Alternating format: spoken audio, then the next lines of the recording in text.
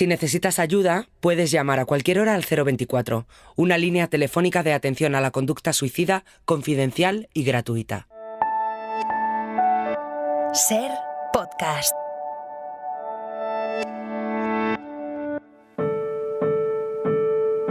Sobrevivir. Un documental de Ser Podcast. Imagina que llevas gran parte de tu vida dedicado profesionalmente a prevenir el suicidio, a poner medios para que las personas sigan viviendo. Y un día, como cualquier otro, la persona a la que más quieres se suicida. Se llama José Luis Castro, es juez en la Audiencia Nacional y aunque está acostumbrado a que su nombre aparezca en los medios de comunicación, jamás pensó en recibir a un periodista para esto. A mí me cuesta muchísimo esta entrevista, pero muchísimo. Es la primera vez que en una entrevista yo hablo de un tema personal y encima tan delicado. Pero creo que era necesario salir, era necesario contar esta historia. Esta es su voz. La primera vez que la escuché fue en una llamada de teléfono. Un contacto le había contado lo que estábamos haciendo y me llamó justo en mitad de la comida. En aquella conversación me agradecía que hablásemos sobre el suicidio y me pidió hasta en 8 ocasiones que, por favor, tratase el tema con respeto. 2 semanas después, nos vimos por primera vez. Con un café con hielo y un té verde delante, José Luis me habló de Ourense, del mar, de arquitectura. Charlamos sobre el periodismo, sobre la falta de expectativas de los jóvenes y sobre su padre. Era lo que nos había llevado hasta ahí. Tenía 86 años recién cumplidos, era un tipo positivo, discreto, algo presumido, llevaba una vida sana, le gustaba el deporte, pero llegó la pandemia. Y José Luis cree que la sociedad le ha fallado, que su muerte se podía haber evitado. Aunque estamos separados de las 3 mesas blancas que ocupan toda la acera, él solo se baja la mascarilla para dar unos sorbos a su té, pero aunque la tenga cubierta, su cara refleja perfectamente el dolor que le produce recordar lo que no ha dejado de estar ahí desde hace 6 meses. José Luis está mal. Apenas intervengo en aquella conversación. Creo que él agradece poder contar su historia. No sé si se dio cuenta, pero cuando me iba, yo bajé por las escaleras del metro emocionado.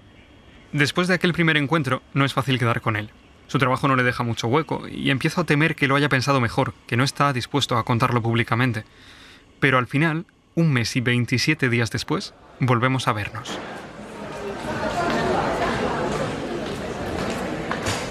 Estamos en la Audiencia Nacional. José Luis llega a la biblioteca, donde nos hemos instalado un poco nervioso. Pide que nos dejen a solas, apremia al equipo para empezar a grabar, nos retiramos para hablar en privado y finalmente nos sentamos y empezamos a hablar de su padre, de su vitalidad, del mes exacto en el que comenzaron los problemas. Claro, nosotros nos damos cuenta de esto de finales de febrero, principios de marzo de este año, porque al principio, digamos, empiezan los desbarres mentales, ¿no? Pues determinados hechos que ves, que él no razona correctamente, que no es coherente en el razonamiento, empieza ya con manías persecutorias. Cuenta que las primeras semanas decide no darle mayor importancia, hasta que llegan las voces. Empieza la problemática de las manías persecutorias, del seguimiento, no se podía hablar por teléfono en casa, no se podía utilizar el ordenador, tenías que estar hablando siempre en silencio porque siempre nos estaban escuchando, nos estaban siguiendo. Intentó acudir a la sanidad pública, pero la lista de espera era de meses, por lo que se vieron obligados a ir por la sanidad privada. Yo me planteo qué ocurrirá con aquellas personas que no tienen medios económicos para poder acudir a un psiquiatra privado. Empezamos con el psiquiatra privado, y se empieza, digamos, el inicio del tratamiento, las primeras entrevistas, ahí empezamos con la primera medicación, fundamentalmente todo lo que se refiere a pues cuestiones de paranoia, fundamentalmente antipsicóticos, y vas viendo que ese tratamiento realmente no responde. Episodio 2. José Luis Castro, juez y parte. Dejemos por un momento ese despacho de la Audiencia Nacional. Yo estaba en el sofá de mi casa y ya me encontraba mal, pero de repente vino como un rayo a mi cabeza esa frase, ¿no? Quítate la vida, tírate por la ventana, tírate por la ventana. Me puse fatal, nerviosísimo, me di golpes en la cabeza para quitármelo porque veía que era posible, ¿no? Y el problema es que yo vivo en una casa con una terraza en la 7ª planta y entonces tenía el demonio en casa. Yo convivía con la muerte todos los días. Yo subía a la terraza, daba 1000 vueltas a la terraza durante horas, miraba, me asomaba. Pensaba, a lo mejor me engancho con las cuerdas de tender la ropa de los vecinos y fueron durante semanas, ¿no?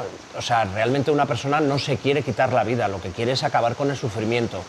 Lo que pasa es que yo tenía el sufrimiento constantemente y la posibilidad de realizar el suicidio en mi casa en cualquier momento. Mi marido se acostaba por la noche, se dormía y yo, sin hacer mucho ruido, subí a la terraza y seguía dando vueltas. Y llegó un día que me subí a la barandilla, me incliné. Quizá a algunos les suene la voz. Si os digo que es Javi Martín, muchos sabréis que es actor, pero seguramente no tantos que padece un trastorno bipolar de la personalidad y atravesó una etapa muy complicada.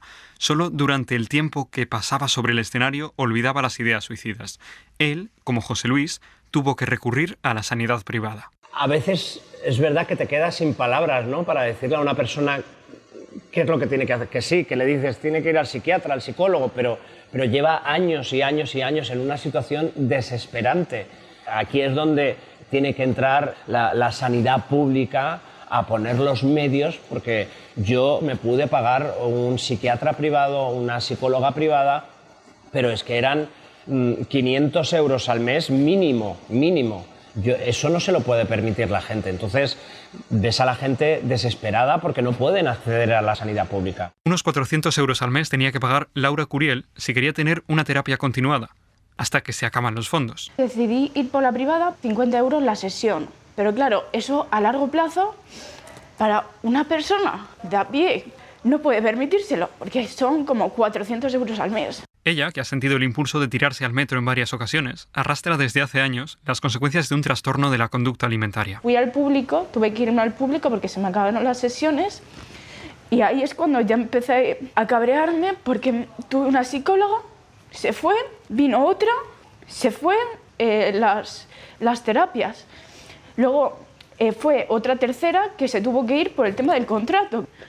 Que vengan todo el rato psicólogos cada 3 meses, es que al final tú no te puedes ni abrir y al final siempre estás diciendo tu mismo tema, tu mismo trauma y solo vas para ir a llorar. Así no hay quien puedas trabajar en ti como debe ser. Sobre esto hemos hablado con uno de los representantes políticos que llevó la salud mental al Congreso de los Diputados, el líder de Más País, Íñigo Errejón. Ojalá estuviéramos en un país en el que la mayor parte de la gente puede gastarse 400 euros extras al mes. En la inmensa mayoría de las familias españolas eso es el equivalente a tenerse que quitar alguna de las primeras necesidades o simplemente no tener lugar de donde sacarlos. Vamos ahora a mirarlo desde la otra perspectiva. Luis Acosta es psiquiatra del Sistema Público de Salud de la Comunidad de Madrid. Hablamos con ella en una de las múltiples manifestaciones que los sanitarios han convocado en los últimos tiempos. En este caso, se protestaba por la inestabilidad permanente, la falta de planificación y el recorte de recursos con unas listas de espera desbordadas, cuando la comunidad anunció que rescindía o no prorrogaba los llamados contratos COVID, aunque luego se desdijera. Si no somos suficientes profesionales, no tenemos la capacidad de asumir ciertos cupos y no solo eso, sino que como conocemos peor a nuestros pacientes y tenemos menos tiempo para pensar los casos, no podemos hacer un trabajo meditado, reflexivo y con cierta solidez. Entonces, por supuesto, empeora mucho la calidad de nuestro trabajo. Una persona con depresión moderada grave necesita ser vista una primera vez y al menos una vez semanal en las siguientes semanas, en el siguiente mes, mes y medio, hasta que la persona empieza a mejorar. Eso para nosotros es imposible en este momento. Las agendas están llenas. Intentamos dar la primera consulta cuanto antes. Tenemos un objetivo que no podemos sobrepasar nunca los 60 días, pero nosotros estamos en torno a 30, 40 días ahora mismo. La primera revisión también intentamos que sea menos de 15 días. Es lo que nos permiten las agendas. ¿Esto cómo se soluciona? Que aumenten las ratios, las tasas de profesionales. Él es Ventura Olea, es responsable de salud mental del Hospital de Jaén y su área sanitaria. Olea señala, además, que tras la pandemia los tiempos de demora en Jaén para una primera consulta en salud mental han pasado de una media de 25 días a superar los 40. Y es que si el abordaje de una enfermedad mental suele ser difícil, en mitad de una pandemia la cosa se complica. Sobre la relación de suicidio y pandemia he hablado con el responsable de la Unidad de Atención a la Conducta Suicida del Hospital Costa del Sol y uno de los referentes en España cuando hablamos de suicidio, es Miguel Guerrero. Con respecto a la pandemia, es verdad que se ha hablado mucho porque actualmente lo que nos dice la ciencia, que ha habido muy pocos estudios con una metodología rigurosa que pueda dar cuenta del impacto negativo que haya tenido realmente en la tasa de mortalidad, El gran estudio, el grupo de Pirkis, que hace una investigación en 21 países, encuentra que a cuenta de la pandemia las tasas de suicidio no han variado de manera significativa o incluso ha habido descensos, como ha ocurrido por ejemplo en Japón, en nuestro país también. En los primeros meses de la pandemia el INE certificó un 8% de descenso. Pero lo que sí hay una evidencia muy clara es que la pandemia, como un factor ambiental, está incidiendo negativamente en factores de riesgo que sí están bien documentados en el suicidio. A cuenta, por ejemplo, del aumento en la incidencia y la prevalencia de los trastornos mentales, el aumento del abuso de sustancias, de drogas, el mayor nivel de soledad percibida, viviendo situaciones de dramas que generan estrés postraumático, están teniendo pérdidas de salud, pérdidas de oportunidades y fundamentalmente los determinantes sociales, la precariedad. Esto influye negativamente, obviamente, en el suicidio. José Luis Castro, el juez de la Audiencia Nacional, aumenta la dosis de medicación a su padre por indicación del psiquiatra, pero tras varias situaciones muy anormales que indican un empeoramiento, consigue una cita presencial.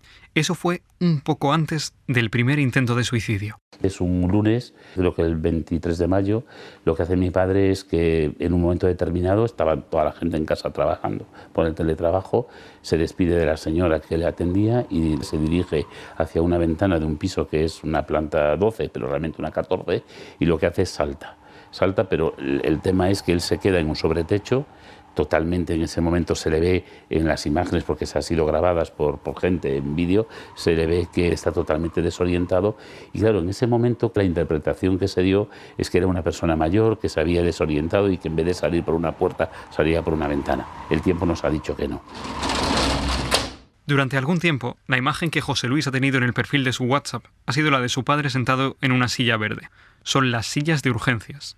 Es la última foto que tiene de su padre. Entra ahí, él está esperando, él es muy constante, muy afirmativo en el sentido de que procure traerle ropa limpia, porque él calcula que se va a quedar ingresado, le ve en ese momento el psiquiatra, a él solo, luego se pasa con él a la entrevista con el psiquiatra. Es curiosísimo porque tenía la intervención de un cínico, él niega todo totalmente.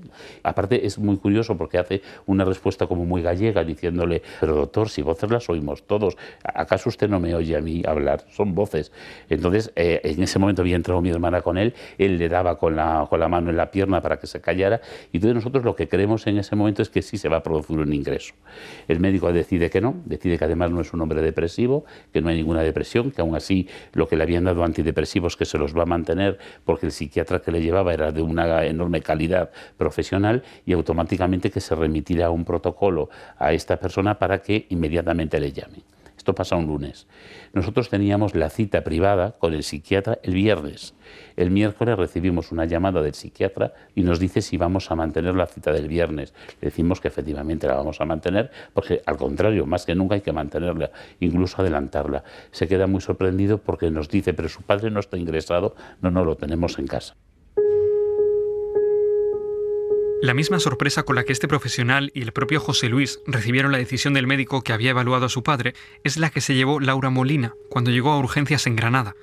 Ella llevaba algún tiempo pasándolo mal. Una mañana pues me desperté, el día anterior me había autolesionado, se me venía un pensamiento a la cabeza, tírate por el balcón, y era como, esto no tiene sentido, ¿no? Y era como, no quiero hacerlo, pero era como, no tienes otra alternativa, ya... No, Laura, vamos a pensar, es como, no, tú quieres seguir viviendo, esto es un pensamiento que se te está metiendo a ti, no. Fui a urgencias, me vestí, me monté en el metro, yo allí en el metro llorando, llego a urgencias llorando también. Fue un poco tortuoso, ¿no?, el proceso. Tras pasar por el triaje y esperar un buen rato en la sala de espera, me llama otra señora y esta fue la que más tocada me dejó, en el sentido de que era como la persona que tenía que evaluar definitivamente si me tenía que ver un psiquiatra o no. Y por lo que decidió o sopesó ella que sí que necesitaba un psiquiatra era porque tenía cortes en los brazos. De verdad.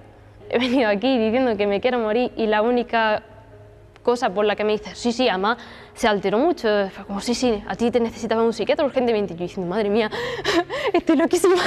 Y lo primero que me dijo también la psiquiatra, que estamos súper liados en planta, y bueno, pues también habría sido bueno que hubiese hablado con el psicólogo, pero que está súper liado en planta, y si tú no lo ves muy necesario, pues preferiríamos que no lo molestases porque está muy ocupado. A Laura le recetaron psicofármacos. La mayoría de psicofármacos que se administran a personas con problemas de salud mental son innecesarios, es decir, podrían estás totalmente suplantado por la ayuda de un profesional psicológico que te ayudase a dirigir otras cosas dentro de tu propia conducta, de decir qué herramientas necesitas para solucionarlo. Laura es psicóloga e insiste en que el ratio de profesionales en España es muy inferior al de la media de la Unión Europea. En nuestro país hay 6 psicólogos por cada 100.000 habitantes. La media de la Unión Europea triplica esa cifra, 18. Eso, cree Laura, también tiene mucho que ver con que a veces no haya más forma de abordar los problemas que parchearlos con medicamentos. Psicofármacos como los que José Luis tenía que dar a su padre. La medicación específicamente para el tema de la salud mental era como si tuviese un rechazo, un odio absoluto. Es más, yo tenía que mezclar las gotas pues con naranja o con algún tipo de bebida para diluir el sabor, porque automáticamente la rechazaba de una forma absoluta y se ponía furioso.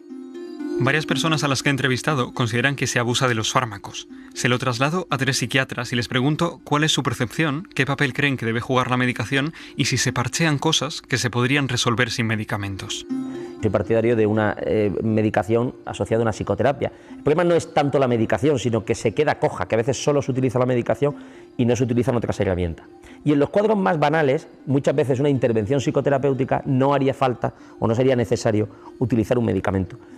Yo no creo que el problema sea de parchear, yo creo que el problema es de no ir a la raíz del asunto. Tanto en la atención primaria como en psiquiatría tenemos citas cortas y es más fácil recetar algo que tener una sesión en la cual podamos ahondar más en rasgos de personalidad, las causas que explican el conflicto, estrategias de afrontamiento y algunas nociones de psicoterapia básica, de apoyo, que son muy útiles, pero necesitamos un tiempo. ¿Vivimos en una sociedad sobremedicada? Es una afirmación que se hace mucho en estos días. Es un tema también controvertido. Yo creo que vivimos en una sociedad que tiene acceso a medios para aliviar el sufrimiento y el dolor. Creo que es legítimo. Todo el mundo, cuando sufrimos, acudimos a algo que nos alivie el dolor. Pero yo no criticaría, como tenemos un dolor de muelas, todos nos automedicamos. Pero eso evidentemente antes no ocurría, y creo que no está mal. Se critica a veces que haría falta más otro tipo de atenciones, de terapias y demás, pero la farmacología está ahí para darnos un alivio mucho más rápido, más contundente, y criticar eso es negarle a las personas el derecho que tienen a sentirse mejor de la forma más rápida posible. También es cierto que los psiquiatras podemos tener una presión para intentar mejorar con fármacos lo que no es mejorable con fármacos. Dadas las carencias, pues muchas veces el psiquiatra cae en la trampa de intentar medicalizar asuntos que no se resuelven con psicofármacos. Por ejemplo, ahora nos encontramos con chavales que te los encuentras en los centros escolares, en los institutos, con graves problemas de conducta, que tienen pues una causalidad múltiple. Entiendo yo que para la sociedad es más barato medicalizar determinados problemas que no son medicalizables. Yo advierto a mis compañeros de no caer en esa trampa. Los psicofármacos tienen su lugar, las medidas de intervención social el suyo. No obstante, a veces a los médicos no les queda otra alternativa. Errejón reproducía así en nuestra entrevista una conversación que mantuvo con una doctora hace unos meses. Mira, si yo soy psicólogo en la sanidad pública y yo resulta que me toca ver a un paciente que a lo mejor lleva 5 o 6 o 7 meses esperando en lista de espera para que yo le vea un rato, tengo 15 minutos y no le voy a volver a ver en 2 o 3 meses, ¿qué quieres que haga? Yo a lo máximo que llego es a darle algo por lo menos para que duerma. Pero le estamos poniendo como parches a una situación que es como si se estuviera generando una ola gigante que crece como un tsunami y estamos como reforzando el paseo marítimo un poco, ¿no? Como poniendo vallas. El exceso de medicación es solo una posibilidad porque él no ha querido ver aún el informe de autopsia. Puede ser una de las causas de un fallo en el hígado y en el riñón que provocaran finalmente esa demencia que sufrió el padre de José Luis. Es mayo de 2020. En este momento, él pasa tiempo en casa de su padre y se pone un despertador cada 45 minutos para comprobar que todo está en orden, que su padre no ha despertado en mitad de la noche y ha experimentado una reacción violenta que pueda poner en peligro a terceras personas. Te encuentras totalmente desamparado, te encuentras en una situación que no sabes cómo actuar. Si hoy alguien se pone malo del corazón, yo sé hacer un masaje, sé hacer un boca a boca, sé cómo curar una herida de forma inmediata, hacer un torniquete. Pero claro, ante una situación así de alguien que te está hablando de una realidad paralela, que su cabeza está llena de voces, ¿cómo actúas? ¿Cómo intervienes? Y ese apoyo tampoco lo tiene la gente. Poco después del intento de suicidio del padre de José Luis, un psiquiatra había decidido que no tenía un riesgo elevado y que, por tanto, no había motivos para mantenerlo ingresado. Unos días después, salen camino a una consulta privada. Esa mañana, ya te digo, salimos al psiquiatra, teníamos la vez a las 9 de la mañana y en un momento determinado, cuando ya estamos saliendo, decide que se ha olvidado de una cosa, se va al cuarto y automáticamente ya se tira por la ventana. Nosotros en ese interín habíamos utilizado todos los medios posibles a nuestro alcance. Lo primero que se te ocurre es llamar a un cerrajero, lo que empiezas es a cambiar la cerradura de todas las ventanas. Había un problema con la cristalería porque no puedes tocar lo que es el cristal desde la perspectiva externa del edificio, entonces había conseguido poner cerrojos en todas las ventanas, salvo en la de una pequeña habitación que utilizábamos pues como despacho y en lo que era la cocina. Y al final, bueno, pues ya no hubo remedio. A pesar de todo, José Luis no cree que la culpa se pueda atribuir a aquel médico. Vamos a ver, yo quiero ser claro, yo pienso, y soy una persona, quizá por mi profesión, que tengo una tendencia a pensar bien de las personas y solamente realmente cuando veo pruebas evidentes realmente puedo ir actuar en contra de lo que se ha hecho. Yo quiero pensar que el psiquiatra aquel día actuó en conciencia. Y posiblemente la explicación que dio, que es un señor muy mayor, si ahora le ingresamos, este señor lo que puede producirse es una desorientación, lo veo razonable. Para mí lo que falla no es el médico en concreto, yo no puedo culpar a este u otro médico. Para mí lo que falla es el sistema. Resulta chocante escuchar a una persona que forma parte del sistema decir que el sistema falla. Le preguntamos directamente a alguien que forma parte del sistema de salud. Es el psiquiatra Luis Gutiérrez Rojas. El gran problema de la sanidad pública es precisamente, uno, las listas de espera. Es decir, si tengo una tristeza patológica y desde que voy al médico de primaria hasta que me citan, pasar un mes o 2 meses o incluso 4, ¿no? Y luego, por otro lado, ¿cuándo van a ser las citas de seguimiento? Y eso hace que efectivamente el que se lo puede permitir de alguna forma vaya a la sanidad privada. El problema es de tiempo y de falta de personal. Y en este sentido hablaba Íñigo Errejón. La sanidad es uno de esos campos en los que la lógica del mercado no funciona. Simple y llanamente no funciona. Porque la lógica del mercado te dice básicamente que siempre hay un punto en el que la oferta y la demanda se cruzan. Pero es que en la sanidad, demanda de salud tiene todo el mundo, se la pueda pagar o no. Así que decidir que eso dependa de la capacidad de compra es decidir que hay gente que va a sufrir. Es decidir simple y llanamente que hay gente que se va a morir. Cuando tú recortas en sanidad pública o cuando tú externalizas la sanidad pública, en realidad lo que estás decidiendo es que hay gente que va a sufrir más, que hay gente que va a llorar más, que hay gente incluso que va a perder la vida. A lo largo de su vida, la mirada amable de José Luis ha visto muchos cadáveres. Yo he levantado cadáveres de chicos, estoy hablando de los años 90, por el tema de la droga, que acabaron suicidándose. He levantado cadáveres de muchachos que venían del servicio militar y volvían a las aldeas gallegas. He levantado a muchísima gente en suicidios con tema de SIDA, en las épocas duras, en donde además el SIDA era un estigma. He levantado cadáveres de personas que por un problema profesional, desfalco por ejemplo, acudían desde un punto de extremo de España en moto toda una noche, 24 horas, a morir o a ahorcarse debajo del árbol donde jugaban de niño. Pero la clave está en que siempre lo veía como algo ajeno. Pero claro, lo ves como una realidad que no te afecta, es decir, en el sentido de que es muy duro. Yo recuerdo que una cosa que me reconforta mucho es que a diferencia de cuando levantas un cadáver porque hay un crimen, entonces estás un poco que no se toque nada, o cuando levantas un cadáver porque ha habido un accidente de tráfico que te produce un enorme shock, en este caso lo que veías era el desconcierto en la cara de la gente.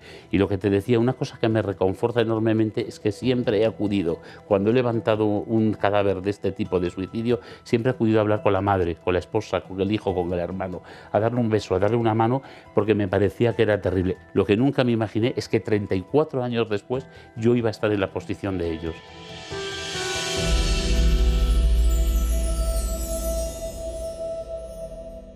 José Luis es una de esas personas a las que miras y sabes que te está diciendo la más absoluta de las verdades, que no te va a salir con medias tintas, eufemismos o realidades edulcoradas. Por eso le pregunto cómo está después de haber pasado por todo esto. Mira, Pablo, yo estoy francamente mal. Si te dijera que estoy bien, te mentiría. Estoy francamente mal. Es cierto que esto es muy reciente. Han pasado 6 meses. Entonces estoy francamente mal. Me acuerdo mucho de mi padre. Yo hubiera deseado que mi padre hubiera tenido, con la edad que tenía, pues una muerte natural, el despedirse de la vida, porque la muerte es parte de la vida. Pablo, te diría que me ha cambiado la vida. Es decir, yo hoy tengo una forma de pensar y de ser totalmente diferente a como podía ser en el mes de febrero. He aprendido mucho de la vida, mucho. Y entonces tú me dices, ¿cómo me siento? Pues yo he pasado del shock, del desconcierto, de la angustia, de la culpabilidad.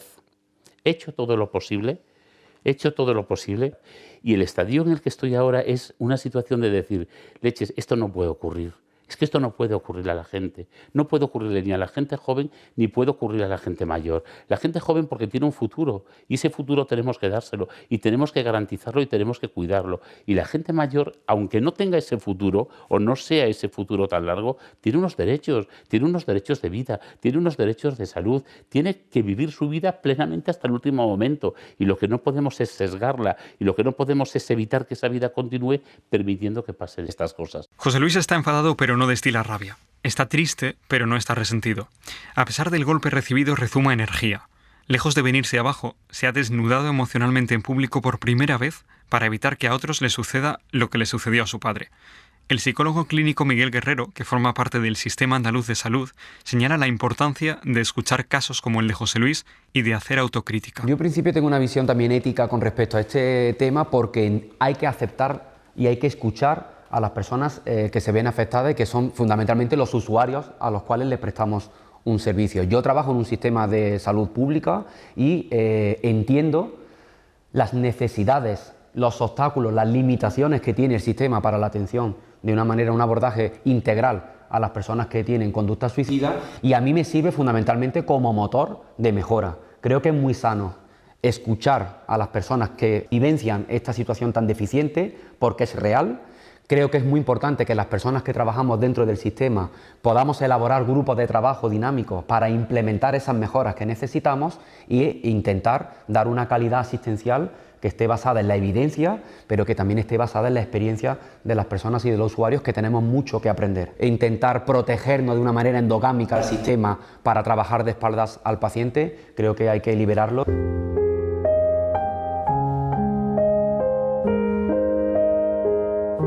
La última voz la pone el protagonista de esta historia. Alguien que hubiese deseado con todas sus fuerzas no tener que serlo nunca. Lo que pido es reformas sanitarias, una mejor salud mental y sobre todo también reformas laborales que acompañen a que estas personas puedan ayudar pues, a sus familiares sin necesidad de verse ellos a veces encarcelados, porque es tal el cuidado sistemático que tienes que tener de ellos que si no tienes una ayuda de unos días de permiso en tu trabajo, pues no les puedes atender.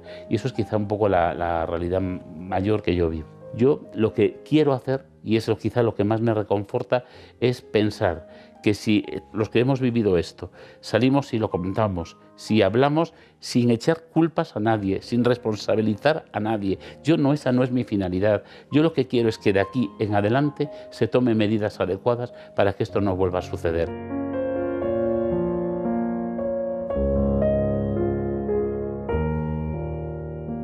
Sobrevivir es un documental de Pablo Montes producido por Ser Podcast. Guión y narración, Pablo Montes. Coordinación, Roberto García, Mariola Sarrió, Gema Jiménez y Ana Alonso. Realización, Geray Martínez.